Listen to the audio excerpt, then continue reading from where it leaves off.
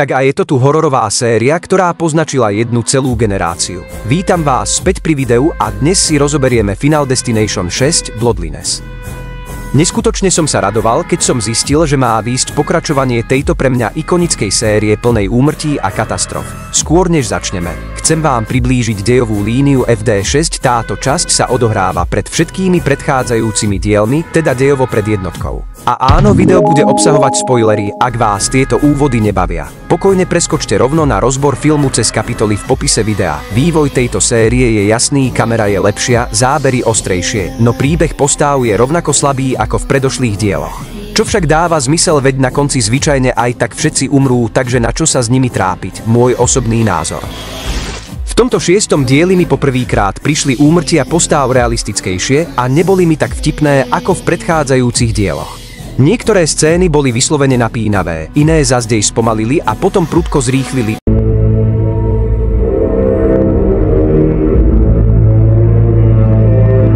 Dej začína pohľadom do minulosti, čo ale ešte netušíme.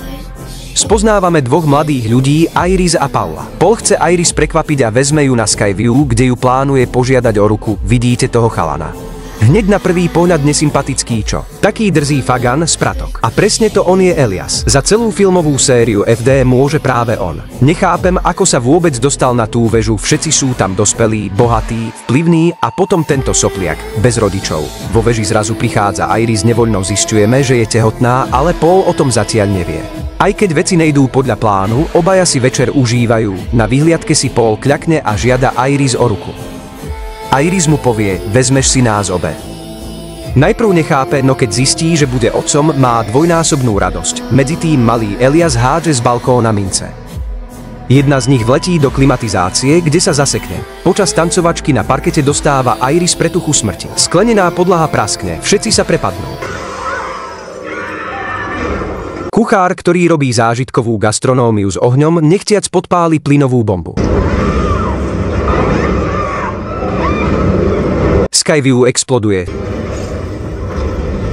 Spanikárení ľudia sa snažia utiecť, no schody sa prepadnú kvôli tej minci, čo Elias hodil.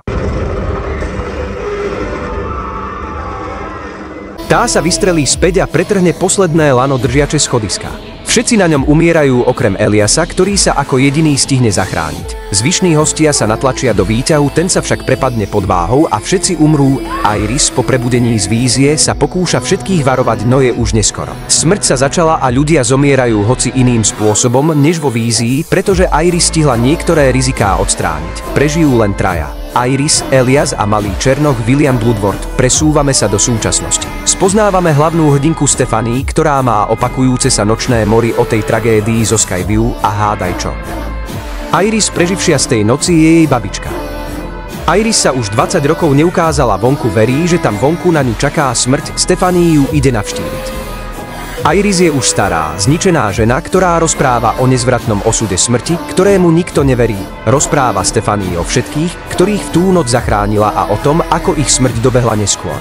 Odovzdáva jej tajomnú knihu s informáciami o poriadku smrti. Stephanie je vystrašená, knihu odmieta, Iris však vie, že ak jej ju neodovzdá, rodina bude stratená. Vybieha za ňou a chce jej smrť dokázať, čo sa jej aj doslova podarí, keď jej hlavu prebodne ty. Na jej pohrebe sa objaví aj Stephanína matka Darlene, ktorá ju a brata Charlieho opustila. Stephanie začína pátrať v knihe, skladá rodokmeň, ktorý siaha až k tragédii Skyview. Zisťuje, že na celý ich rod je uvalená kliatba, pretože Iris prežila. Ľudia, ktorí mali zomrieť, žili a plodili ďalších, ktorí teraz nemajú byť nažive. A smrť si ide po nich, všetko sa začína smrťou ich otca Howarda Campbella, ktorého prejde kosačka. Čisté D v uzo Sinistera.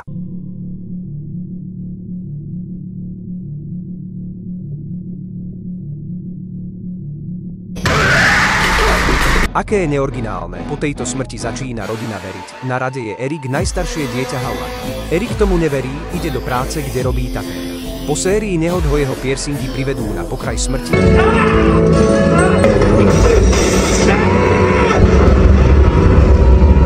Ale prežije. A zistíme, prečo nie je biologický syn Howarda, ale výsledok aféry. Stephanie si to vysvetľuje po svojom. Eric smrť obišiel, ale to len znamená, že preskočila na ďalšieho v poradí a tak prichádza na rad Valé. Rodina sa sústredí na Erika, ale smrť si berie Val. Potom je na rade Bobby, ktorý je alergický na arašid. Rozhodnú sa ho chrániť. V knihe nájdu meno JB, jeden z preživších, ktorý unikol smrť. Je to práve William Bloodworth, teraz doktor. Povie im, buď zomrieš, alebo zabiješ iného a jeho zvyšok života sa pridá k tvojmu. Erik vezme Bobbyho, otrávi ho arašidovým maslom a chce ho oživiť epipenom. Verí, že týmto aktom prekabáti smrť, no veci sa skomplikujú, smrť spustí magnetický stroj, ktorý k sebe priťahuje. Erikovi sa pierci trhajú z tela a obaja zomierajú. Stephanie, Charlie a ich matka Darlene sa rozhodnú skryť v dome Irons. No nemajú ako otvoriť bránu, narazia do nej karavan. Namiesto záchrany sa však dom zrúti a vybuchne. Darlene zabije stožiar, Charlie zachráni Stephanie, no len na chvíľu. Obaja nakoniec umierajú pod kolesami vykoľajeného vlaku.